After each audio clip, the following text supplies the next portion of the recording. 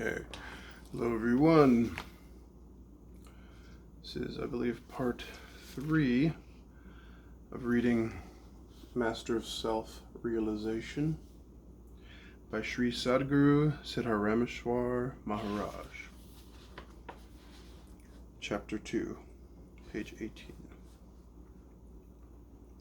Investigation of the four bodies in search of I.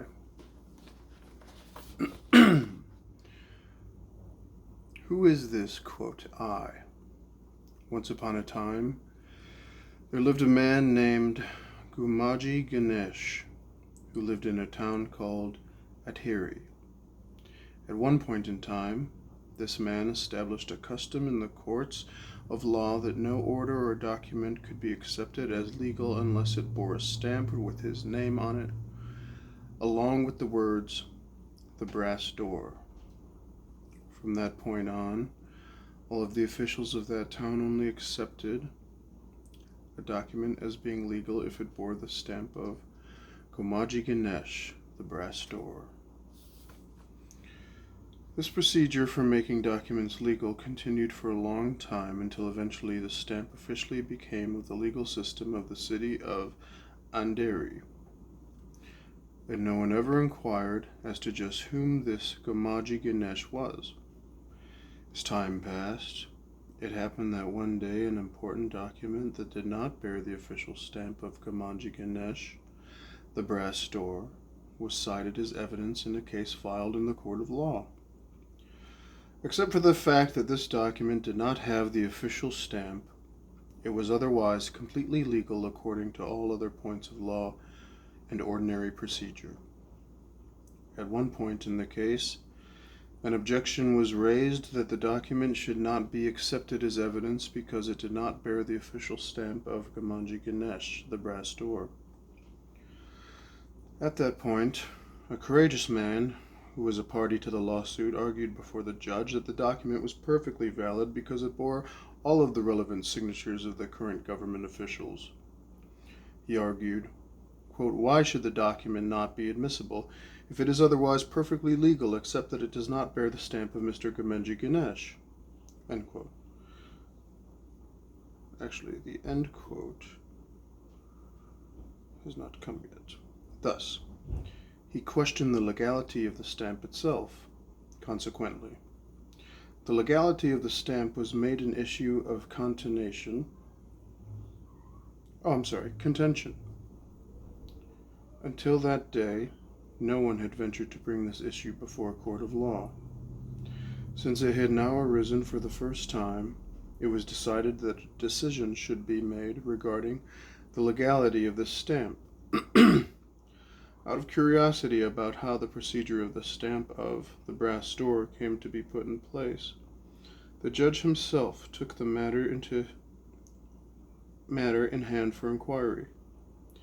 When his inquiry was completed, he discovered that many years in the past, a man of no particular status, a Mr. Gumaji Ganesh, had taken advantage of the badly administered government of his day and put his own name on a stamp that was to be used for all official documents. From that time onward, all government officials simply continued following the tradition blindly. In fact, the judge discovered that Mr. Gumaji Ganesh was a man of no importance whatsoever, who had no authority of any kind. When the judge made this discovery, a decision was made by the court that the stamp was no longer necessary for legal documents. Since that day, the stamp was looked upon with ridicule. In the same way, we should inquire about the sense of I, and how it dominates everything with the stamp of I, and mine. Just like the stamp of Mr. Gumaji Ganesh described in the above story, it is a general rule of principle in nature that if two things are combined, some new third thing is produced. For example, by the contact of a piece of thread with flowers, a garland is produced that did not previously exist. Even the names of the parent objects whose contact was responsible for producing the garland disappear as soon as the garland comes into existence. The garland then comes to be known by its own label. The label of flowers and thread become extinct, and the new name of garland is used. And with that new name, further action takes place. With the contact of earth and water, mud arises as the labels, earth and water, become extinct. In much the same way, stones, bricks, mud, and mason come together, and a third thing is called a wall stands before our eyes. While the stones, bricks, mud, and the mason simply vanish from our sight, it is by the coming together of knowledge and ignorance that a peculiar thing called the intellect comes into existence. And it is through this intellect that the contact with the world emerges. Gold and goldsmith come together and produce a third thing that appears before our eyes as an ornament. The ornament is seen, and the gold and the goldsmith are forgotten. As a matter of fact, if anyone was to try to find out if there is any such thing as an ornament inside the gold, one would see nothing but gold. If we tell someone to bring an ornament without touching the gold, what could he bring? The thing we call an ornament would simply vanish. In the same way, out of the union of Brahman and Maya illusion, the thief called I has come along proudly saying I, and raising its head proclaiming sovereignty over both Brahman and Maya. This I, or ego, is a barren woman's Maya's son who tries to establish unlimited sovereignty over the entire universe. If we observe the parents of this I, it is clear that it is impossible for them to give birth to such a child. The mother of the child is Maya, who does not exist. From the womb of this Maya, the I has come forth. It is supposed to have been produced by the life energy. Yet this life energy, Brahman, has no gender and does not even claim to possess stewardship. So the readers can imagine what kind of an I this is. As described above, the existence of I is only the name. Yet like Mr. Kamanji Ganesh, he announces his name everywhere as I. He goes around saying, I am wise, I am great, I am small, all the while having forgotten from where he came. Instead, he starts glorifying himself as I, like the cat who laps up milk with its eyes closed, not aware of the stick that is ready to strike him from the rear. As soon as he accepts a right or a privilege, he must also accept the responsibility that goes along with it. As soon as one says, I am the doer of a certain act, that I must enjoy the fruits of such actions, enjoyment and suffering of the fruits of the results of actions are tied to the actions itself, and to the identification as the doer. Actually, no such thing as I exists. The entire doership that is the motivating force behind the I, is contained solely in Brahman. However, Brahman is so brilliant, the moment that he finds someone who takes pride in doership, he leaves all responsibility for the actions on the head of that I and remains unattached. Consequently, the poor I is destined to revolve on the wheel of birth and death. In the example of the garland mentioned above, the name garland came forward after the names flowers and thread were forgotten. When the garland dries up, nobody says that the flowers have dried up. They say that the garland has dried up.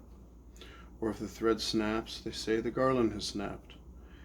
This indicates that the doership of the original object is imposed upon the third object due to the pride, or identification with the object. In the same way, a series of miseries strike the non-existent I. If one wants to get free from the misery, he must leave the I. However, before it is left off, one has to find out exactly where this I resides. It is only when we find the I that we can talk about leaving it off. The aspirant should begin to search for this I and his or her own center. It will never be found outside of us. In every human being, the sense of I or ego and mine, the feeling of possession, is filling one up to the brim. All the actions in the world are carried out by the force of this ego. and the sense of mine. The assumption of I is taken for granted by all human beings. However, all actions can be carried out without this ego, or the sense of mine. How this can be done shall be seen later. Presently, we will discuss only the sense of I and mine. In order to trace this I, let us first examine our own physical gross body that seems so close to us. After analyzing it, let us see if this, quote, I can be found anywhere in this body. The first body, the physical gross body. What is a body? It is a collective assembly of parts, limbs, and organs such as hands, feet, mouth, nose, ears, eyes, etc. The assembly of all these parts is called the body. Out of these various parts, let us find out which one is I. We can say that the hand is I, but if the hand is cut off, nobody says I have been cut off or I have been discarded. Suppose the eyes go blind. No one says I am gone, or if the stomach is bloated, no one says I am inflated. No, instead one says my hand is cut off, or my eyes have gone blind, or my stomach is expanded. All of these parts are spoken of as mine. Not only that, but the body itself, that is an assembly of all these parts, is also spoken of as my body. By looking in this way, it can easily be seen that the one who asserts ownership of all the limbs, and even of the body itself, is really someone who is quite different from the body that he calls his own. We have stated above that the I is not any part or any of the limbs of the gross body, and that all the limbs are considered as mine. There is an established general truth, or maxim, that says, where the I does not exist, there cannot exist anything that can be called as mine. From this maxim, it follows that the body and limbs actually do not belong to, quote, me, as there is not any I residing there. The same maxim applies if I do not reside in the neighbor's house. Can the neighbor's house? The same maxim applies if I do not reside in the neighbor's house. Can the neighbor's house, or its content or associated parts, belong to me? If one wants to verify the truth of the maxim, where there is no I, there can be nothing of mine, one only has to go to the neighbor's house and say, I am master here, and the wife of his household is also mine. If you try to show your sense of mine to the wife in that house and start making advances towards her, you will quickly see what kind of experience you will get. The true master of the house would hit you so hard that you would quickly realize, I am not the master here, and she is not mine. In the same way, when the I cannot be traced anywhere in the body, then how can it be said that limbs of the body and its tendencies belong to me? If you still insist upon calling it your own, find out why, and also look closely at the condition of all human beings who look upon their bodies as their own and act accordingly. The human being forgets his true self and does not understand who he really is. Therefore, he has to make many births in numerous species. Sometimes he becomes a worm and passes out in a stool. Sometimes he becomes a bullock and gets yoked, turning around and around in a mill. Sometimes he becomes a donkey and works hard, wallowing in a heap of garbage. How many such miseries one has to suffer is almost impossible to describe. After suffering birth in all the other species, finally one gets the good fortune to be born as a human being. This birth in the human body is unique, as it has the capacity for higher intellect and discrimination so that we can know God, the Supreme Self. If we look at the body of the human species, it can be compared to a dressed-up character in a vulgar play during the period of the Shigma festival. This character can be described thus. The character's face is smeared with black paint, the body is dressed up in rags, with a garland of shoes around his neck, and an umbrella made of shoes is held over his head. Then this character is seated on a donkey and taken in a procession through the streets, accompanied by various strange noises. Ironically, this character takes pride in being the center of such a demeaning show, and salutes people on the street. In the same way, one's body is also a peculiar part of this passing show. All the beauty of the face is supposed to be concentrated in the nose and the eyes. We say that a man is handsome or a woman is beautiful if they have a good nose and good eyes. However, what is the nose except a tube for nasal discharge? The mouth is like a spittoon full of saliva and phlegm. The stomach resembles a sewage plant of some city. The body is given some respectable name, but it is only an accumulation of bones, flesh, and blood. It is the intention of the Supreme Self to awaken the human being by deeming him and making him miserable with the body. He then makes the human being cry aloud for happiness and wander about in all directions in search of it. In spite of this, the human being considers the body to be a great gift, and with joy he describes it with flowery language. The nose, which is a tube of mucus, is compared to the bud of some beautiful flower. The eyes, which are the places of abundant discharge, are called the lotus eyes. The face, with a mouth like a spittoon full of saliva, is called a moon face, and the arms and legs, which are like crooked branches of a tree, are referred to as lotus hands and lotus feet. The human being looks upon this type of behavior as normal and exhibits his foolishness shamelessly. However, the great Lord grants a wonderful thing called the higher intellect, even to this Shigma character of a human being that he has not given to any other species. The purpose of that gift of higher intellect is for the human being to be able to realize the divine nature of the self and put an end to this demeaning show.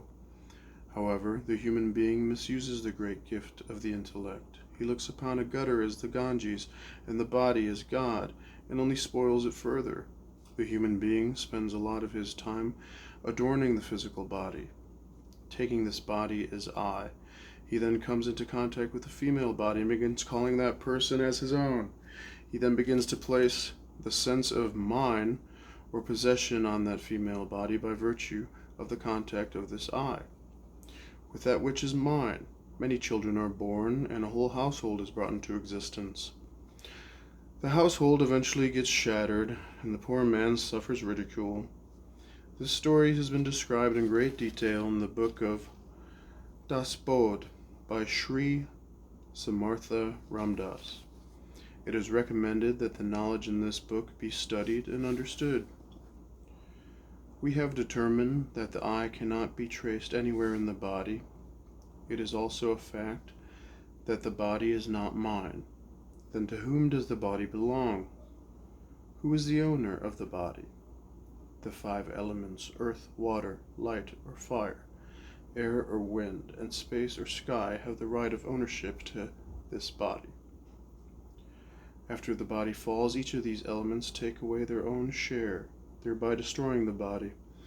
The body is a bundle of these 5 elements. By analogy, it's like clothes that were tied up in a bundle and have now been taken away by their respective owners. And even the cloth in which the bundle was wrapped up has also been taken away. How then can anything called a bundle remain? There is not even anything left that can be seen. In the same way, once the body that is composed of the 5 elements is unbundled and dispersed back into those 5 respective elements, there remains no object such as the body. Examining in this way, we can see that I am not the body, nor does the body belong to me. This type of body, consisting of a bundle of the 5 elements, cannot support any pride of I or an ego, nor can it sustain the relationship that exists due to the identification with the body, such as birth and death, or the 6 passions, greed, anger, desire, hatred, craving, and pride, that affect the body. These cannot be related to any me as being mine. The